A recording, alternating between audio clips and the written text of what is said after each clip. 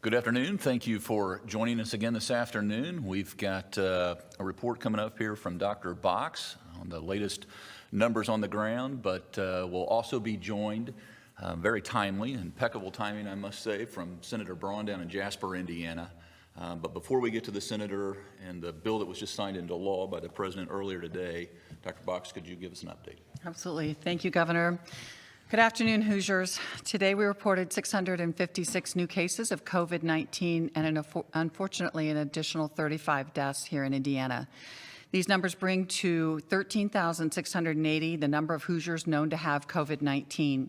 A total of 741 Hoosiers have died to date, which is about 1% of all the individuals who have been tested in our state and about 5.4% of our confirmed positive cases. Today's totals include 3,533 new tests. To date, more than 75,000 Hoosiers have been tested for COVID-19. Later today, we expect to add to our dashboard an additional 79 presumptive COVID-19 deaths that have been clinically diagnosed. What this means is that a physician listed COVID-19 as a contributing cause of death for a patient, but no COVID-19 positive test was documented on that individual. The clinical diagnosis of COVID-19 can be made using a patient's X-ray, the CT scan or CAT scan of that individual's chest, and the full clinical picture, including their medical history, their clinical symptoms, and how their course of illness proceeds. This may include ruling out other bacterial or virus infections, such as influenza, as the cause of their illness. COVID-19 can also cause a very characteristic picture on a CAT scan of the chest that, when combined with the clinical features, can be used to make a clinical diagnosis. These clinically diagnosed presumptive deaths will be reflected in a separate area of the dashboard and will not be included in the total number of confirmed cases that you're accustomed to seeing. Adding these deaths gives us a better sense of the impact of COVID-19 and positions us to also capture more of these clinical diagnoses going forward. We continue to urge physicians to test symptomatic patients if they have the resources to do so, but also recognize that people who may not be tested are also likely to have COVID-19. I also want to provide some updated hospitalization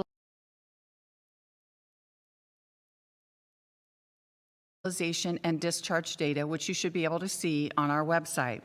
Our partners at Regan Streif, Indiana Health Information Exchange, and FSSA have all now looked at 9,402 cases who have been hospitalized for COVID-19.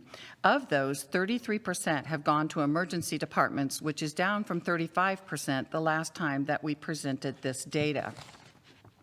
27% have been hospitalized. While the number of people hospitalized increased, the rate has stayed steady with what we saw on April 17th. Of those hospitalized, 339 went to the intensive care unit at some time during their stay, for a total of about 25%. And of those who were admitted with positive COVID-19 tests, 6% went to the ICU. That's all the positive COVID tests. What's really encouraging is that we've seen the number of people with COVID-19 who have been discharged grow from 68 to 80%. Of the remaining 20%, 14% unfortunately were known to have died. I would also like to provide a quick update on the state's efforts to obtain PPE for our hospital personnel, first responders, and our long-term care facilities. These numbers reflect the progress that we have made working with Indiana businesses and manufacturers to order these critical supplies. As we have said many times, the first priority for these supplies, once they arrive, is emergency use only for frontline responders who are facing shortages. Indiana can never have enough personal protective equipment, and we will continue to work to secure supplies. It's also important to note that while we have ordered these supplies and are so grateful for what has been donated or pledged, we have only received a fraction to date of these supplies. Finally, I want to provide some clarification about the study that we announced yesterday. We've had a number of people reach out and volunteer for this study, which we appreciate. But the participants, as we mentioned, were randomly selected, making sure that this is a scientific study that accurately reflects the demographics of our state. So we're not seeking volunteers at this time. ISDH, however, is working on a plan for further public testing and will be sharing those details in the very near future. Thank you very much. Thank you, Dr. Box. And now we'll go down to Jasper, Indiana. Senator Mike Braun is with us, and I just literally jumped off a phone call with other governors, my gubernatorial cohorts around the country, and the vice president and his whole coronavirus task force.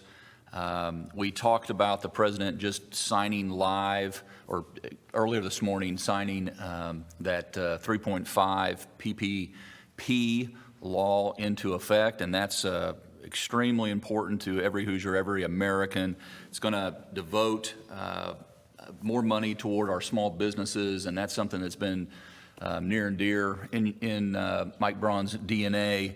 Also, $75 billion to our hospitals, $25 billion to help with resources for more testing in states. But that, Senator Braun, if you could or would speak to not just that bill and that over $300 billion going towards small business help, but also what's next. Well, Governor, good to be on, and been watching from afar down here in southern Indiana. Been back since March 26th, and actually in my wife's store in downtown. Was one of the businesses that had to shut down as non-essential, but they were appreciative here a couple of weeks ago to where they were able to do some curbside and so forth. So a lot of interest in I think an area like this and across the state, but I want to compliment what you've done because we will not get back to a normal in the short run, but there'll be a new normal, and it's got to be based upon keeping everybody safe and adhering to the guidelines. I'm proud of the Du Bois Countyans, where we've been lucky with, I think, 17 cases, and we got roughly 43,000 people. So what we do at the federal government level, we kind of caused the whole issue with the economy with the warranted effort to tamp down the disease. And I've been talking to so many business owners across the state, employees as well, that have been dislocated. But the 3.5 that we did here recently tells you, due to the need of how broad and deep that impact is. And of course, the question immediately has arisen as to, well, what's the next step? Leader McConnell's made it clear that until we get back, which is now earmarked for May 4th, based upon when things will peak out there, we probably won't do anything else, but we'll be gathering information. The agriculture sector is increasingly becoming a place that I think we'll need to turn some attention to. Major part of our economy here in Indiana as well. And then the other thing is many of the larger small businesses, I think, got in there with the first helping on that $349 billion. The guidance and the rules are really earmarked to help the smallest of the small. And when you look at what we put together, along with the $25 billion for testing, additional $75 billion for hospitals, I think we've rounded it out about as good as we can until we get back. Because here's an example. The trucking industry, which one of my companies, dedicated trucking company for the distribution business, 3 of my 4 kids now run that with a good young executive team. They were actually busier coming out of the gate with the forward momentum of what was a really good economy. Now, over the last 3 to 4 weeks, volume's been falling off about 5% a week. So we are getting so many sectors that are going to come to the forefront that are not really being heard up to this point, along with the ones disproportionately hurt. So I think whether we do more, we'll be haggling about that once we get back and talking about it in the meantime. I think that I know what you're concerned with is what do we do here to kind of pivot to this new normal that we got to get used to, where we can smartly kind of restart the economy, give no ground back to the disease, because we've done so well here in the state. Until we get a vaccine, until we get therapies that are working, until we get general immunity along with the vaccines that cover about 65% of our state and our national population, we're going to have to make sure that we're careful with whatever that next step is. But with the federal government, we're running into issues of $3 trillion that we've just recently added to our national debt of about $23 trillion. And then we've got, unlike Indiana and unlike the job we do, where we believe in a rainy day fund and a balanced budget and all that, we don't do that at the federal level. So that's why the next step from the feds is going to be, I think, metered out pretty carefully. Thank you, Senator Braun. It's not an overstatement to say that we could not be doing this without you, and I just appreciate the constant collaboration and communication between you and I and our offices, and look forward to working with you on that next step come May 4 or whenever it is that you're able to safely return to the chamber. And as I understand it, Senator Braun's going to be able to stay with us, so he'll be able to answer some questions when we get to that point. I just wanted to say before we get to that point, a word of thank you. I always try to pass out and around the praise. We have a lot of folks to thank in addition to our Senate colleagues and our congressional delegation and all the local leaders that we have join us as well, trying to always underscore how this is a team effort and we're all in this together, whether it's the philanthropic community or the private sector or the public sector. But I wanted to kind of squarely focus today on thanking you. The steps that you have been taking and the sacrifices that you have made over these last long 5 plus, yeah, feels like years, yeah. They're making a difference. And if we hadn't taken these steps, Senator Braun just alluded to this, just stated it, had we not taken these steps, we wouldn't be in the position that we're in now. To be able to contemplate, to be able to plan, to be able to resurface and reemerge. And by the way, some of our businesses have been open for quite some time, much different operations, but they've been complying. They've been playing by the new rules of the new normal. And that's so critically important for not just their business, but for the Hoosier psyche, to know that we're going into safe places, whether you're a customer or an employee or an employer. And I want to continue to shout out our thanks for everyone that has contributed substantively by passing on their plans on here's how we will operate so that we can, what is in our control, we will control. And we know that we're put in this position, as I mentioned, coming up to May 1st, really coming up to next Monday, when we are going to be in a position for certain additional elective medical procedures to lift those restrictions if those businesses include the measures required to operate in this new normal environment. And so I don't want that to be lost, that we're only at this point, and we're still, in the second quarter here, but we're only to this point because of the actions that we've taken or the actions that we've not taken.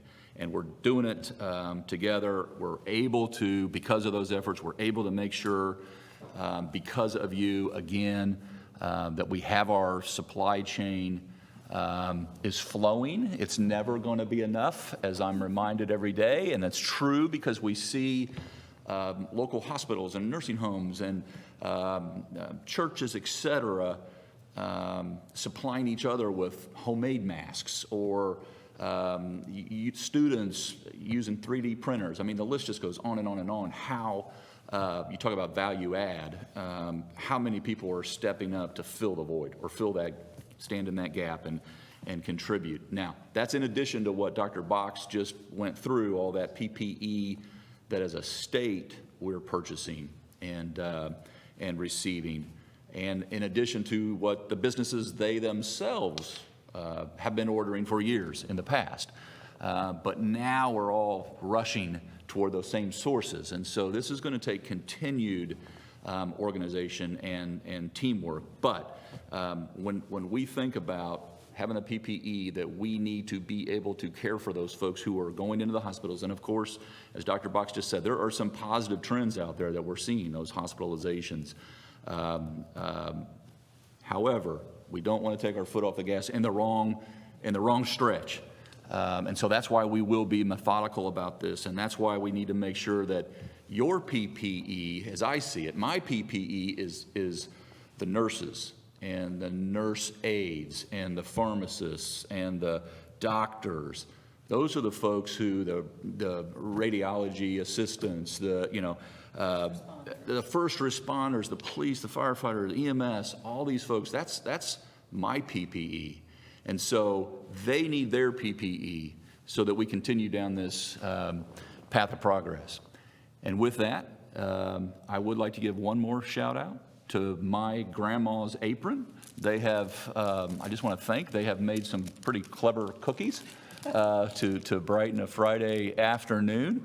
And I just want to, this is in New Salem, Indiana, and they sent in just reinforcing that we're all in this together, and we sure thank my grandma's apron. And that goes to you, because I thank you. This is going to contribute to what we fondly call the COVID-19 around here, Governor, unfortunately. That's great. And I'm personally part of that. Yes. Chris Darby, Wayne 15. Sure. Good afternoon, Chris. Thanks for joining us. Governor. Yeah, absolutely. So we've been hearing from a lot of people at factories like GM, BF Goodrich, places like this that are kind of worried about going back to work, being safe, places they can't be 6 feet apart from each other. So I just want to know, first off, kind of what their expectations should be from their employers going back to work. And then if there's going to be any state groups like IOSHA that will have restrictions that they'll be specifically looking at with this pandemic. Well, PLA, I mean, different businesses are, are in receipt of whole different licenses. And so, of course, the state will have a role in making sure that these are safe places to work. But I can tell you that, we've got a binder full of information that different sectors, industries, businesses have sent us, and some have posted, whether it's elective medical procedures, surgeries, manufacturing, construction, transportation that Senator Braun mentioned, logistics, I mean, virtually, again, A to Z, and they have sent us their plans, and they literally, obviously, first and foremost, deal with clean spaces, hygienic advances that they're putting into place to make sure that a safe workplace equates to, in large part, a healthy workforce. And so this is not just a balance, but this is a necessity in this new normal that we find ourselves in. But we'll be looking at, for different businesses, what are these new requirements and standards. We'll post all those. We'll be very transparent about all those. That's what's going into our next week leading up to May 1, to make sure that that if you're a certain distance, you need a barrier, or you might want to add to any.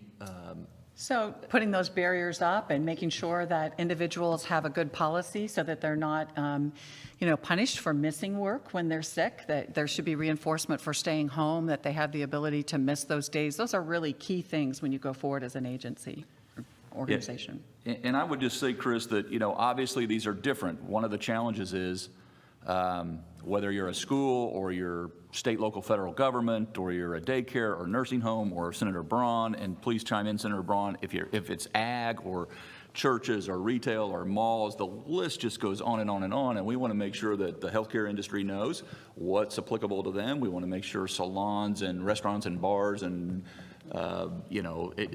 logistics understands that we're all playing by the same rules, and this is all dealing with how we get through this most efficiently. Senator Braun, you want to comment? Because since I've been back, I've spoken to so many businesses, and especially some of the, larger, medium and larger size businesses. And that's where you've got the most risk.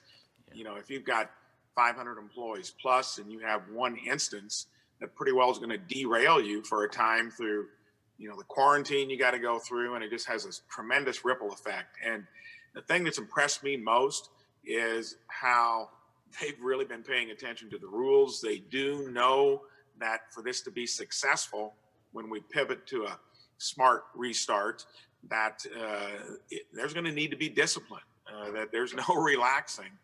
And I think the self-incentive to make sure that happens is there, because they know that if they would get sloppy, backslide, that it would impact them, their employees, their customers, and even the Main Street, the smaller businesses know too that it's going to be different. And the ones that have been essential, I've been impressed, wearing the masks, gloves, keeping that separation.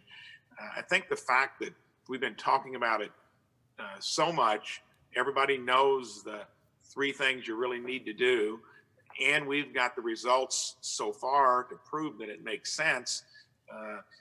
When we do get to that point, when we start to roll into reopening, I think you're going to be happy to see that all places are aware of what to do, and it's going to take a lot of discipline, a lot of hard work to get through to where we get this behind us. Yeah, and we'll move right on, Rachel, but just as a reminder, I mean, we see this all over the state of Indiana. Typically, you start to hear about cases in the dense areas, in the metropolitan areas, in the big cities, but we're reminded almost on a daily basis that this can jump quickly to a Scott County or a Carroll County or a Cass County, and so it really has an effect on us all. And so that discipline that the senator's talking about, critically important that we stay on this path to progress. We're on it right now.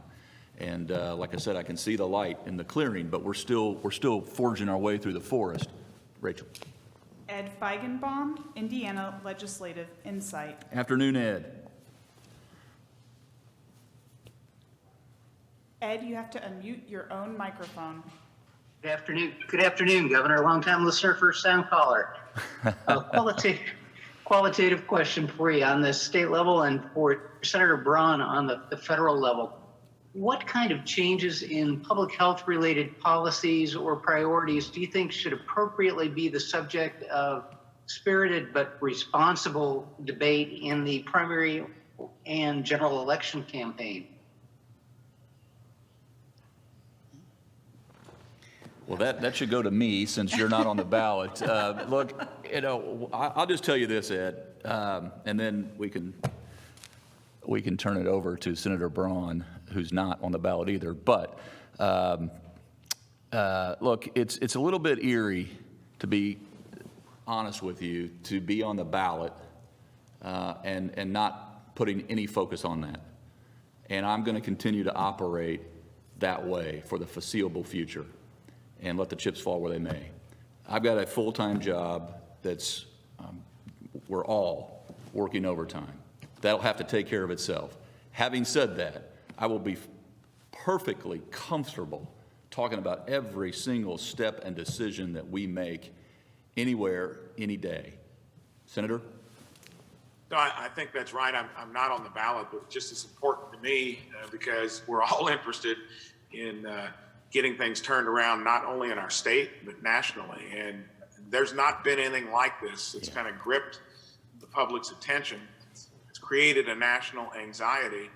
And I was listening to Bill Gates here earlier today about what he sees down the road. And he's been probably the one individual that's put more time and effort into trying to tamp down infectious diseases, work on vaccines across a variety of different diseases. And, he said as well, and didn't really lean in on the political side of it, but said until we, thoroughly understand this and get through it.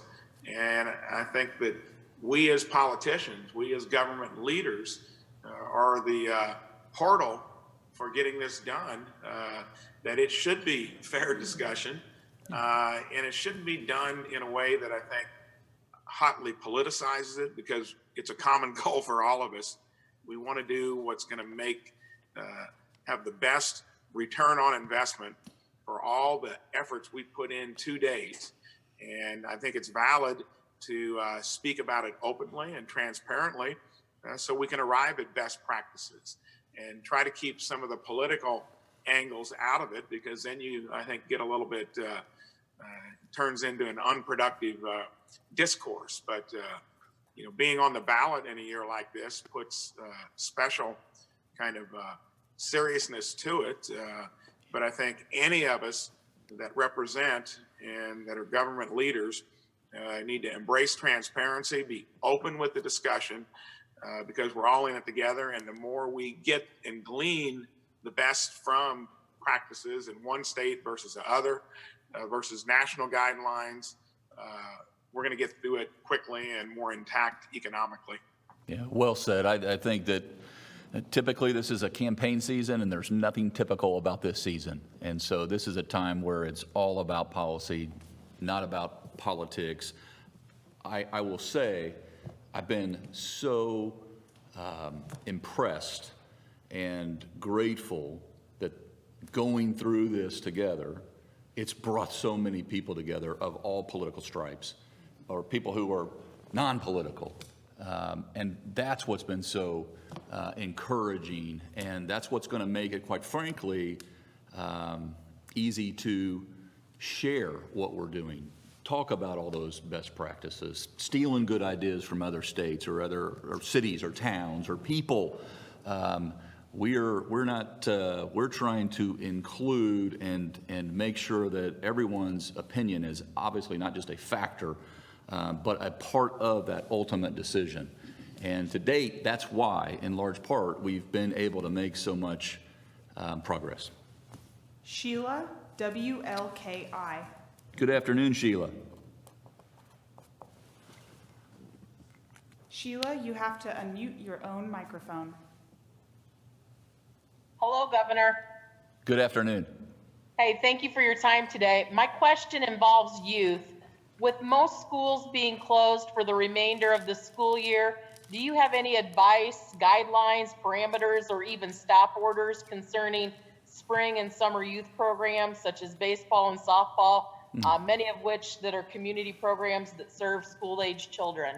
Yeah, we'll continue to address that. That's one of those things that a little bit heartbreaking, but seasons or prom or graduation, all the things that we have to sacrifice because we find ourselves in this position. But we'll continue to work with our partners at the DOE and the SBOE at the Department of Education as we get closer to those decisions that need to be made in those typical large gatherings, whether it's sports or theater or after-school activities that brought a lot of people together. So no decision on that yet, but I understand the timeline that we're dealing with as we get into, May's right around the corner. And so that's more of a kind of mid-May decision time period. Kayla Sullivan, Fox 59. Hello, Kayla. How are you? Doing well, thank you. Governor, this question is specifically for you. We've already heard from Dr. Box on this issue, but many, including State Ombudsman Lynn Clow and AARP in Indiana, support the concept of releasing the names of nursing homes' COVID-19 data, saying there's no HIPAA violation. Will you direct Dr. Box to publicly release the names of nursing homes and their COVID-19 related data? If not, why? What is the danger of making this information available to the public? I will not. And the reason is because we respect that private business, that nursing home that is operating under our regulations. And that's where the relationship exists. And by the way, we have taken a few extra steps to make sure that if that's not, that we're going to intervene. And we are. Kathy Tretterer, Ferdinand News. Thank you, Kathy, for the job that you are doing. Kathy, you have to I unmute. have to laugh at you because I felt bad after I did that the other day. Don't. No, that's fantastic.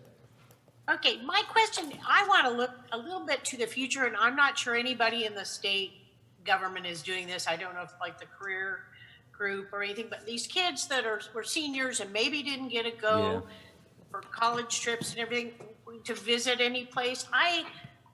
Boy, if you're going to go in the medical field, there are definitely jobs. But has anybody sort of researching what other sectors? Oh, yeah. That seems to me that it might be kind of important to kids that are like me who couldn't have been in the medical field. Yeah.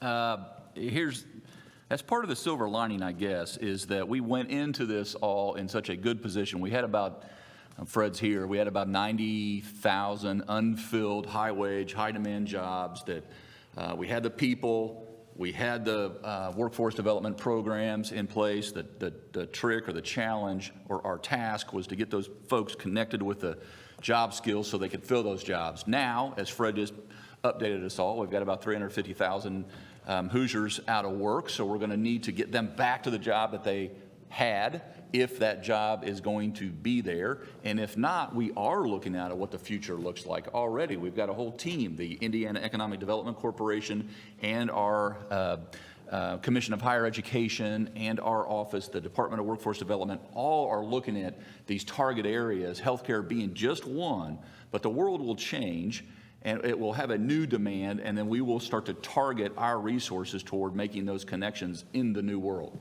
Fred? Right, and to add on to that, we do have a rapid recovery plan that we're putting into place that teams of people are working on right now with the governor's workforce cabinet, again, with some of the partners like Strata Education, TPM. A variety of entities are coming together right now to make sure that we look at things like that, so when we come out of this, we can really hit the ground running. Tom Davies, The Associated Press. Hello, Tom. How are you? Doing well, thank you, Governor. Do you think the federal actions are providing enough adequate support for hospitals around the state? And along with that, is the state considering any financial support for providers also in healthcare, working with those with disability and home healthcare providers? Do you want to take that? You're in constant communication with all of our hospitals and So I know that the hospitals have been requested to give the federal government information with regards to the financial stresses that they've been under, and I think that that is coming up very soon. In fact, this weekend, as I talk with Indiana Hospital Association and Brian Tabor and others. So I know that the federal government is engaging and understanding that there has been some significant issues there, not just from the COVID-19, but the shutdown of the surgeries and the elective surgeries, surgery center information. So we certainly have worked with our hospital systems to talk about if, as they expand things, we can be able to give supplies like ventilators and other things to be able to bring them to where they need to be to surge their bed. So we have been in very close contact with them regionally across the state and as a group. Yeah, and I'd just add that, Tom, a couple things. One, and we probably should go back to Senator Braun, but because of Senator Braun and Senator Young and our congressional delegation, they are looking at what we need, and they are addressing those needs in a very, again, methodical fashion, be it the first act, the second act, the third act, now 3.5. And so this is not just papering over some temporary problem. This is getting right at the root of what caused this derailment and now getting us back on track and helping us get out of this. I will also say that on the phone, and I won't make their news for them, Tom, but you should stay tuned, because I know here shortly the administration is going to make some more statements about some additional help that they will provide states in terms of or in terms of nursing homes, et cetera. So pay close attention to that. If they're not making that news right now, it will be forthcoming. Senator Braun, did you want to add anything about the federal help and how you're approaching our state needs? So that was state governments in general. That discussion was hot and heavy on the 3.5, and that got a little complicated in the sense that I think that's what we'll focus on once we get back. I think I said earlier, Leader McConnell has made it kind of clear that anything we do beyond this will have to wait until we get there. We put a lot out there already. Whatever we do marginally has to really be targeted. There was more for hospitals, of course, in 3.5, and I don't think they had gone through all of the allotment in 3 yet as well. But state governments are like any other entity across the country, been impacted accordingly. Some, as I referred to earlier, were better prepared for it, even in a state like ours, where we rank in the very top tier of being sound financially. We'll have to replenish depleted funds, and thank goodness we operate the way we do.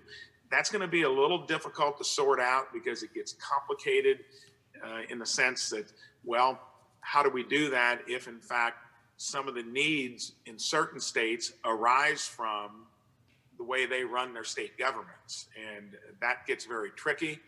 And that's why it'll take longer to flesh out. It might be tied to certain reforms that you have to make within a state if we're going to comprehensively look at doing something.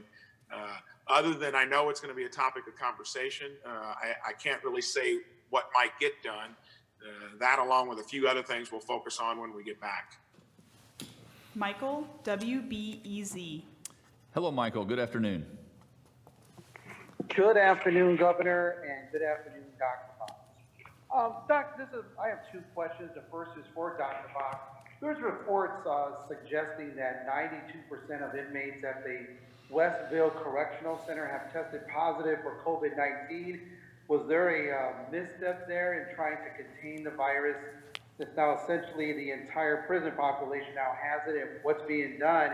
And for Governor Holcomb, your counterpart in Illinois, Governor J.B. Pritzker, says he will extend his state's stay-at-home order through the end of May.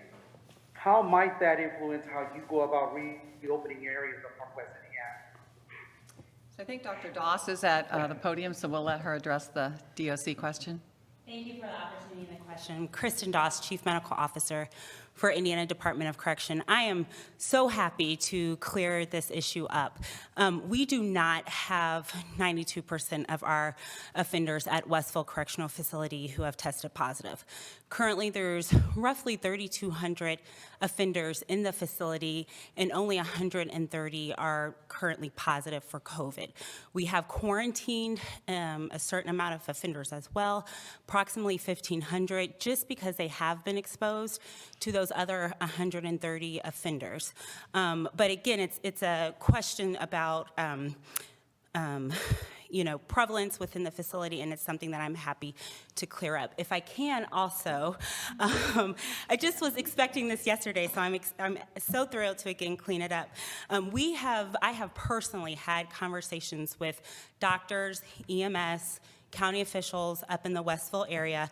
I just want to give a special shout out to Dr. Ducey, the LaPorte County Health Commissioner, who really has supported us in this effort of clearing up the miscommunication, getting the facts out, protecting our staff who are working the front lines in these prisons to make sure that they are safe in the community.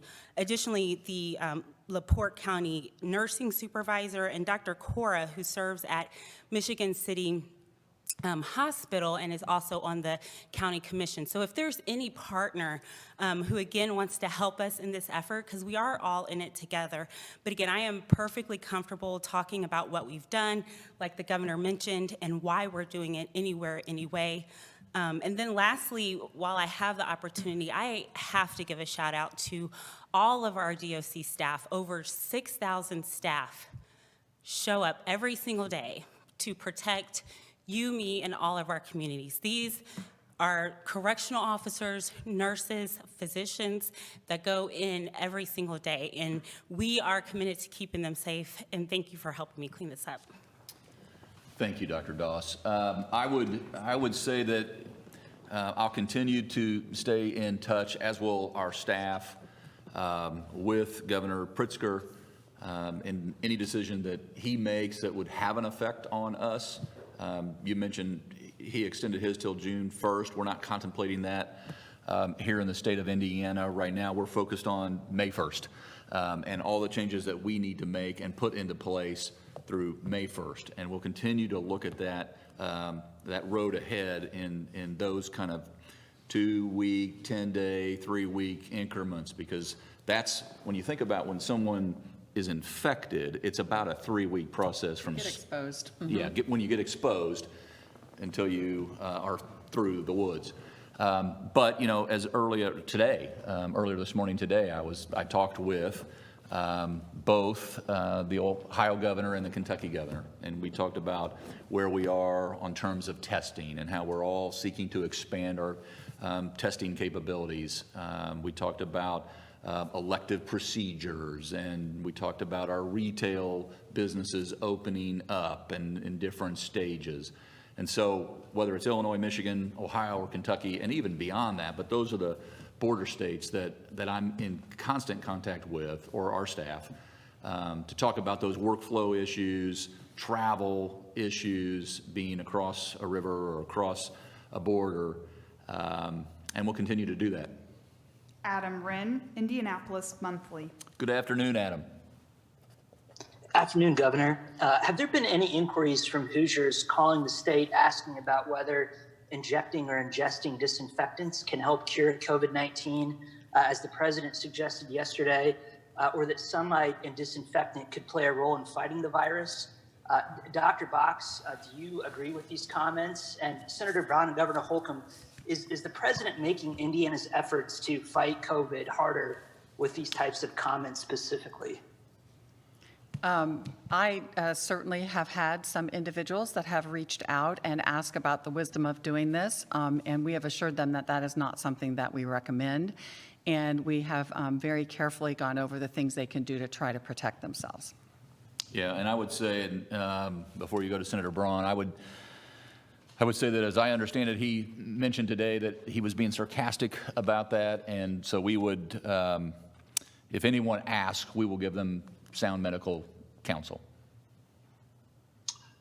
So, Governor, I think you hit it right on the head that sometimes when you're not clear with how you say things, and especially when you're at a high level where people watch, it's best probably not to venture into areas that you may not know a lot about. And here I would defer to what the health experts would say. And I think on his part, he's feeling that pressure across the entirety of the country, where there are so many places that are anxious to kind of pivot to the next act. And I think sometimes in the exuberance of doing so, probably as often as you're there, you're going to get some of that. But, I think wisely stick to what is tried and true, and what the healthcare experts tell you to do. Yeah, I would just add, apply those disinfectants to surfaces. They work, not yourself. Paula Hinton, WPTA. Hello, Paula. Hi, sir. I have a question for Dr. Box. We had a viewer that called in saying that he was currently looking for a nursing home for his mother. He wanted to place her in a place that was safe, and was wondering, how can he make an informed decision if he doesn't know if COVID-19 is in that home? So I'm going to let Dr. Dan address that. Thanks so much for the question. I think that is an important question. The guidelines that we have and that we'll be coming out with on Monday clearly will state that it is the obligation of that long-term care facility to let both residents and the representatives know who are planning on coming to that facility. So if somebody was looking for a long-term care facility, they would have an obligation to let them know whether or not they had COVID in that facility or not. Thank you. And just a reminder, I mean, this is the incredible challenge that they have that's been foisted upon them to turn and burn overnight in an area that you said on day one, this was your number one concern. Yeah, my biggest nightmare. Yeah. And they have really stepped up to the plate in so many ways, and we have been there to partner with them every step of the way, and it's just a matter of reaching out to us, and we do want to continue to encourage and enforce the transparency from the nursing home to the residents and those individuals who represent those residents and anyone who would be considering coming to that facility. Julia, Wish TV. Good afternoon, Julia. Good afternoon, Governor. I have two questions for you. One, understanding that you've been in communication with the other governors in the region, including Ohio and Kentucky.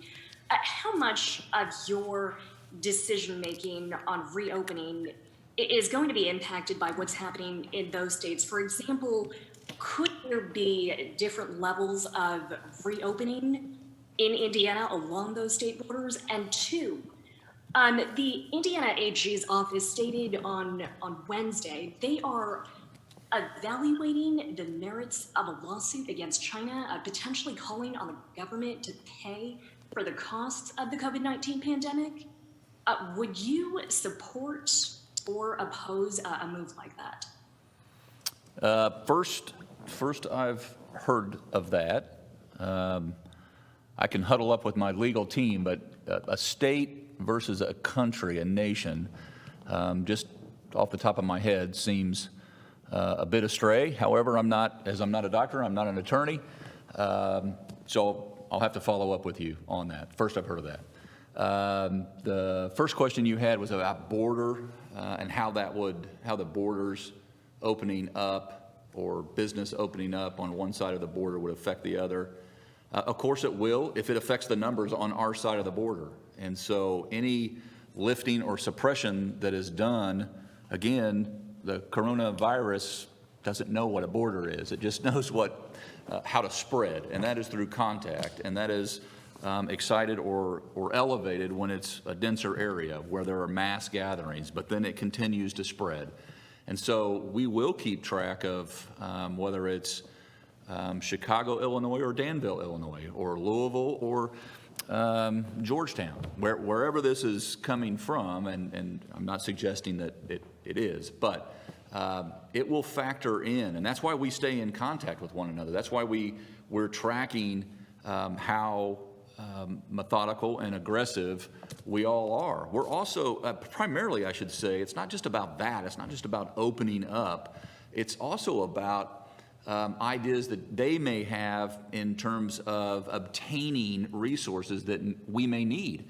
I mean, we spent a lot of time today on the phone with the governor of Ohio and Kentucky talking about the scientific project that we announced just yesterday. This is going to start happening around the country. We're just kind of at the front of the line, but it is going to help us inform, as Neer said, yesterday, we're kind of looking at the tip of the iceberg here, but how big is that iceberg totally? And so when we're able to share practices, or we're able to share, here's how much we're testing compared to Ohio, Kentucky, Illinois, Michigan, the rest of the United States, those best practices that, again, Senator Braun talked about, they matter. And so you got to stay in close communication. Elizabeth Binion, PBS, Michiana. Good afternoon, Elizabeth. Good afternoon, Governor. I had a question from several instructors and students in local dental hygiene programs. Due to the COVID-19 pandemic, live patient clinical examinations have been suspended, preventing graduating dentists, dental hygienists, and other oral health professionals from earning the licenses they need to serve their communities.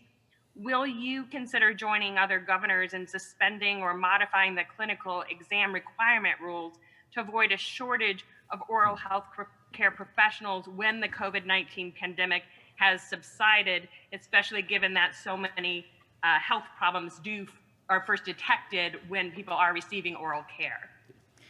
I think we've already set a precedent for that here in the state, in that we worked with our nursing school and also with our medical school to graduate those individuals early with their degrees so that they could become a part of our workforce, which we felt to be so critical at this time. And we would be very open to working, if that need arose, also with our dental and hygiene schools here in the state to make sure that that workforce is available if that's what they, as organizations and as educators of these individuals, would be looking for. Abdul Hakim Shabazz, Indy Politics. Good afternoon, Abdul. Good afternoon, Governor. Good afternoon, Dr. Box. No, this is the question you always enjoy getting. I can just tell by the looks on your faces when I see you from the camera. Governor, one for you and one for Senator Braun. This is a bit of a follow-up to Mike's question from WBEZ about Illinois and Michigan, other states opening up, but also extending their stay-at-home orders. Governor Pritzker has decided, hey, if you're a non-essential business, you can still operate as long as you have sort of curbside service, pickup. And in Michigan, they've opened up golf courses. So the question is, as you folks go forward, looking past May 1st, do you see some of those same things happening, maybe some of the golf courses opening up in Indiana, some of those non-essential businesses opening when they can, as long as they do sort of curbside and delivery. And the question for you, Mike, is so far we spent about at least $3 trillion dealing with COVID-19. The taxpayers aren't an infinite bucket of money. How much more can we spend like this at the federal level to deal with COVID-19? Mike, you want to take that while it's on your mind, and then I'll follow up on the first part. So I would say we're very close to, when it comes to the amount of dollars, we're now, because we're not drawing on this from anywhere other than the government credit card, so to speak. So we weren't forecast to be 26 trillion to 27 trillion in debt until about 2023 or 2024. So everything we do going forward has got to keep that in context. And since I've been there, unlike the well-run state government I came from, nobody seems to really care much about it, kind of shrug their shoulders and go on. But I think anytime we do this, and for any other reason, like infrastructure comes into discussion, I believe the federal government defense is the most important thing that we do. I even vote against spending on that if it doesn't have reforms tied to it. Sadly, there are only a handful of us that do that, especially for things that we like. So when it comes to what else we can do, there is not going to be any substitute from here or in the near future into the near term, no substitute for turning back on in a smart way the economy. And I know in my mind that happens state by state in a national sense, and it happens within any state, probably county by county, because I think that every county is different. And that's due to the fact that there is an end to where that next marginal federal dollar just won't have the impact. And then we got to be careful too that we don't get over the tipping point when it comes to the economic damage. And the tough thing about it, as I said earlier, we can't give 1 inch back to the disease, because if we backslide there, then it has a snowball effect into the economy. So when we get back, there'll be, I think, very little done in terms of additional federal dollars other than truly aimed at any errors and omissions and some particularly hard-hit sectors. And I mentioned agriculture, but when I brought truckers into it, they're the barometer for the economy in general. And that tells you how it's starting to ripple its way through the entirety of the economy, state by state, and, in the whole national scene. So I think very few dollars will become forthcoming once we get back. Yeah, and I would just add on, those same points can be applied to the first part of your question as well. I would just say that Indiana won't be frozen in place because of some other state or region's numbers. We're not forced to act in lockstep with anyone else. Having said that, we are looking at our neighboring counties or neighboring states because of the potential or ongoing spread. And so we'll let the numbers and the data drive our decisions no matter what part of the state. And again, we tend to focus on the urban areas because that's where the numbers are so elevated just because of the sheer numbers. But we're looking at all of our borders. And in addition, I should say, just to use your example, you use golf. I wouldn't have used that one, but you used it. You can do that right now in the state of Indiana. You can't do that in some other states. You're correct. If you can't do it, it's locally. That restriction is a local decision, and I believe and support those local decisions because they're looking at, Senator Braun just said, county by county. They're looking at what their numbers are. And by the way, thank you for doing that, because that's going to help slow the spread and flatten the curve for all of us. I do get a little kick out of looking at other states that announce that they're opening up when they're doing things in the future that we've been doing or allowing here for maybe days or weeks. And so when folks talk about opening up their states to retail, as Senator Braun said, his wife has a business there on Main Street in Jasper, and she was able to do some curbside. That's kind of that first step, that progress that's occurred that I referred to. But some states are just getting to that point, or construction here. It may be different in other states.